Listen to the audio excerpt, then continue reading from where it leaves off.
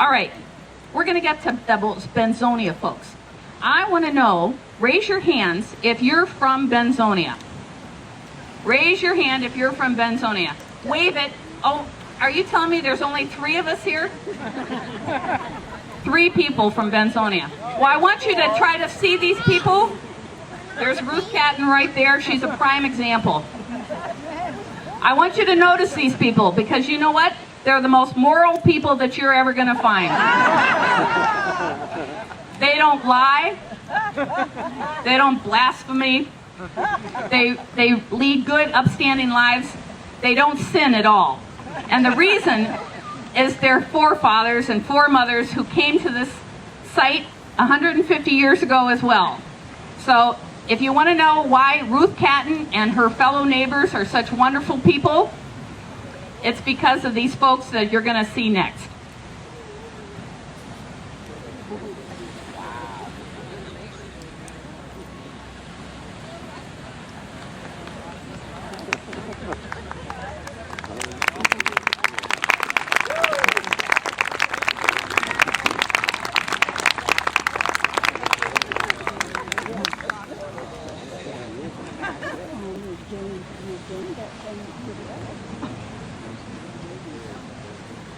In 1857, a band of pioneers landed in Glen Haven.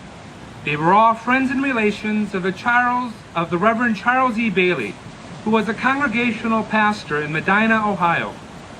Many in the troop, including Charles Bailey, were alumni of Oberlin College. Oberlin College was a successful congregational college in Ohio that had quickly risen from wilderness to prominence in 20 short years. Bailey had convinced his friends and family to create another college, like Oberlin, in the unbroken forests of northern Michigan.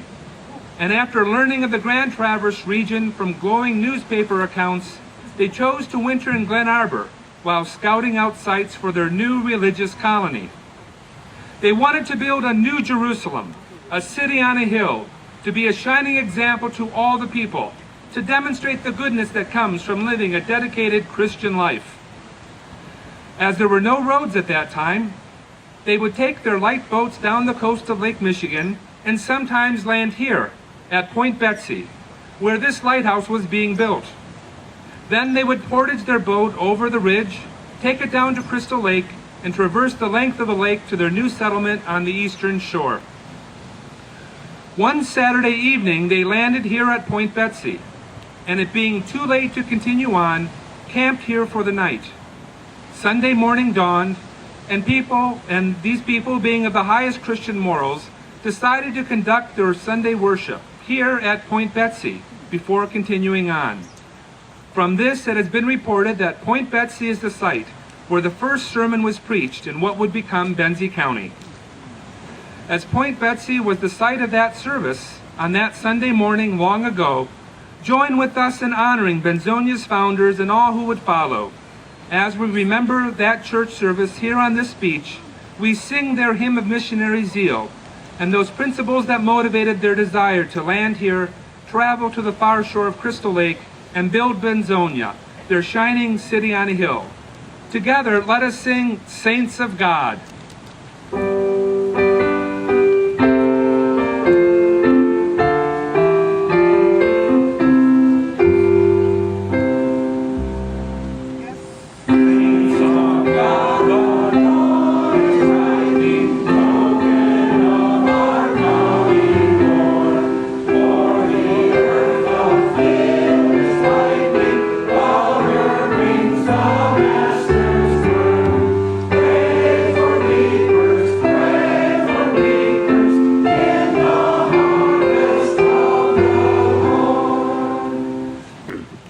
To recreate the Oberlin experience here in northern Michigan shortly before the start of the Civil War, these were people of high ideals, dedicated to abolition, freedom for the slaves,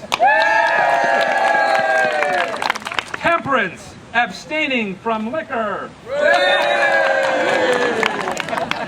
education for all people regardless of sex or race, and equal rights for women. Let us give ear to Sister Jane as she testifies with a poem to the evils of demon rum, those corrupting influences of liquor. One dismal, stormy night in winter, a little girl, barefoot and miserably clad, leaned shivering against a large tree near the president's house. "Sissy," said a passing stranger, "why don't you go home?" She raised her pale face with tears dimming her sweet blue eyes and answered mournfully, "I have no home. Father's a drunkard and mother is dead." Out in the gloomy night, sadly I roam. I have no mother dear, no pleasant home. Nobody cares for me. No one would cry if poor little Betsie should die. Barefoot and tired, I've wandered all day asking for work, but I'm too small, they say. On the damp ground I must now lay my head, for father's a drunkard and mother is dead. We were so happy until father drank rum.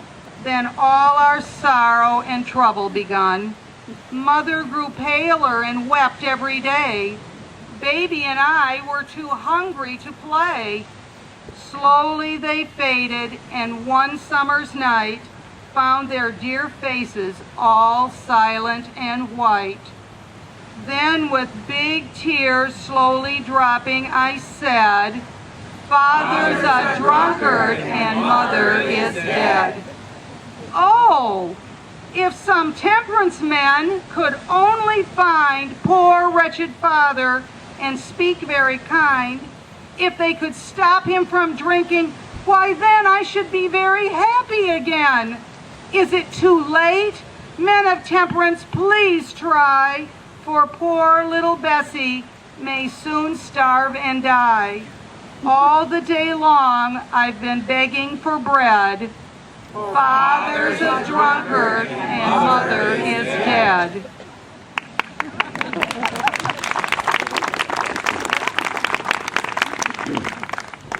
I want ein beer. Perhaps you should move to Beulah.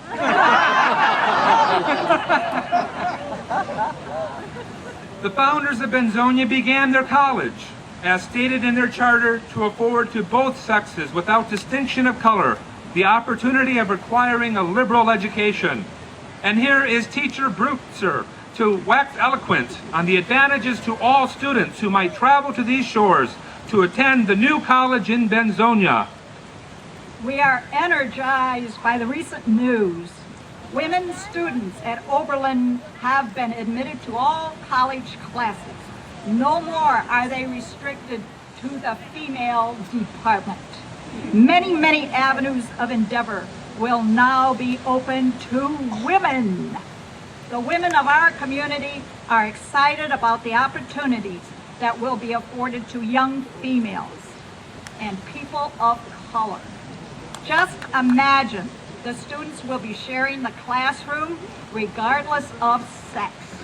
Men and women will be studying together Latin, Greek, mathematics, and chemistry.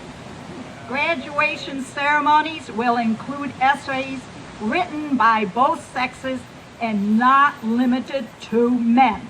The women will have a voice.